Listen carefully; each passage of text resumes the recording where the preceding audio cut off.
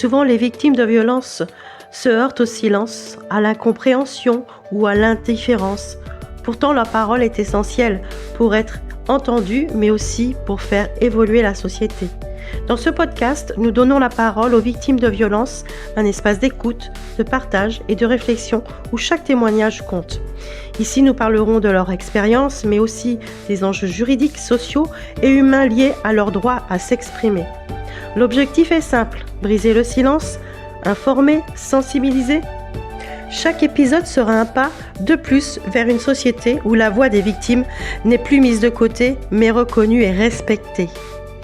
Nous n'oublions pas que derrière chaque victime, il y a aussi un entourage, des proches qui écoutent, qui soutiennent, qui souffrent parfois en silence. Dans ce podcast, nous donnerons la parole à tous, victimes et témoins de l'ombre, parce que parler, c'est déjà résister, et parce qu'aucune voix ne devrait rester étouffée. Et derrière ce micro, il y a aussi une survivante, moi. C'est ce vécu qui me pousse à donner la parole aux autres. Et parce que je ne veux pas rester qu'une voix derrière un micro, je partagerai aussi mon histoire avec vous. J'en ai d'ailleurs écrit un livre qui s'intitule « L'éveil d'un amour amnésique ». Vous avez le lien sous la vidéo. On se rejoint tout de suite pour notre épisode.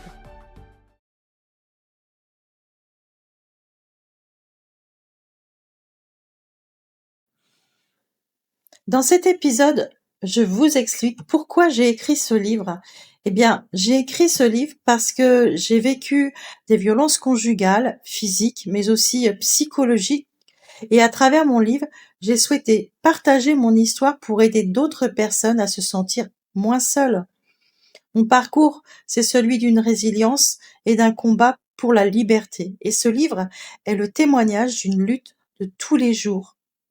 Et mon objectif est d'offrir une voix à celles et ceux qui en ont besoin. À travers ces pages, je partage mon histoire pour sensibiliser et pourquoi pas offrir un espoir. J'ai une question à vous poser à tous. Avez-vous déjà ressenti ce sentiment de solitude profonde et d'impuissance? Eh bien moi oui, pendant 6 heures, le jour de mon agression. 6 heures où j'ai lutté pour rester en vie. 6 heures à être là, présente, mais en même temps ailleurs. Alors, je ne vous parle pas de cela pour que vous ayez pitié de moi, non. Je vous parle de cela car j'entends souvent certaines personnes ou des gens dire « Ah, j'en ai marre, on n'entend parler que de ça, féminicide par-ci, féminicide par-là. » Mais j'ai envie de leur dire à ces gens-là, mais est-ce que un jour vous vous êtes mis à la place d'une victime ou des familles, des proches?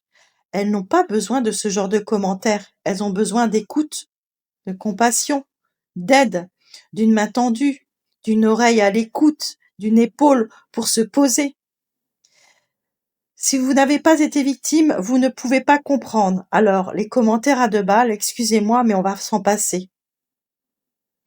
Tant de personnes se taisent encore aujourd'hui, et c'est à cause de ce genre de commentaires, à cause de cette société malveillante qui est dans l'ignorance ou le jugement facile.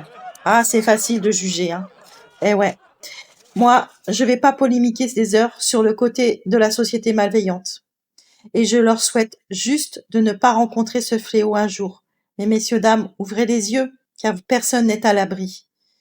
Alors, certes, on ne se remet jamais, mais jamais d'une agression complètement, malheureusement. Au début, on survit, on décide de se relever ou pas, et nul n'a le droit de juger. Moi, personnellement, la résilience a été mon aide la plus précieuse. Le temps, ce mot maudit que l'on ne veut pas entendre, surtout pas au début. Et puis, il y a des rencontres et des départs. On fait le ménage et c'est nécessaire. Il faut faire le ménage dans ces fréquentations à ce moment-là. Et quand on s'en sent la force, surtout. Yes! On se raccroche à ce qui est bon pour nous. On fait ce qui nous fait du bien. Et cela ne plaît pas à tout le monde, eh bien tant pis. Je vais vous dire, à cet instant présent, soyez égoïste. Ne pensez qu'à vous. Personne d'autre ne le fera mieux que vous.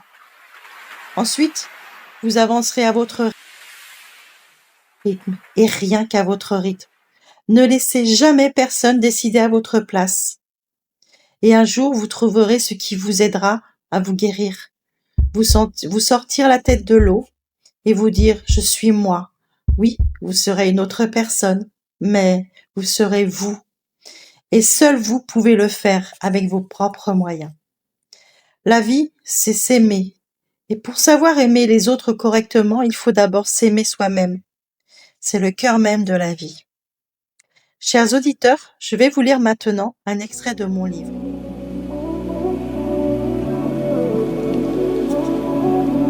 La vie pour moi aujourd'hui, c'est le passé derrière. L'avenir a tout à m'offrir. Et le meilleur reste à venir. La vie ne s'arrête pas. Elle est simplement faite d'épreuves et de défis. Et oui, j'ai encore des choses à régler avec mon passé. Divorcer, épauler et aider mes parents à engager un procès pour le véhicule. Mais je ne lâcherai rien. Je veux que ma famille soit en paix, mes parents surtout. Je choisis que toutes ces épreuves vont me servir pour avancer et me faire confiance. Je me dis que je suis la seule à avoir le pouvoir sur moi-même. Et pour moi, j'ai gagné. La tête haute et les yeux fixés vers l'avenir, je règne sur mon moi. Et plus personne ne me mettra à terre. Plus jamais je ne baisserai les yeux, plus jamais je me laisserai faire humilier. Plus jamais je ne laisserai quelqu'un décider à ma place, plus jamais je ne dirai oui quand c'est non ou l'inverse. Respecter mes limites, c'est me respecter. Vivre pour moi, c'est vivre mieux parmi les autres. C'est ne pas oublier que je ne suis pas un objet, que je suis une personne à part entière et que le plus beau cadeau que l'univers m'a offert, c'est moi-même. À moi de lui faire voir que je vais honorer ce cadeau. Cette épreuve, je l'ai traversée, je me suis relevée. Mes nouvelles fondations sont pleines d'amour, de compassion, de vérité et de volonté. Je trace mon chemin, je vais profiter de la vie et de tous les instants qu'elle m'offre. Mon étoile a encore besoin de moi et nous regardons la lumière au bout du tunnel, main dans la main. Quant à mon soleil, je crois en l'amour et je sais que la personne qui m'est destinée va croiser mon chemin et je la reconnaîtrai. Le soleil se couche, mais se relève toujours. Ne laisse personne vivre tes rêves à ta place.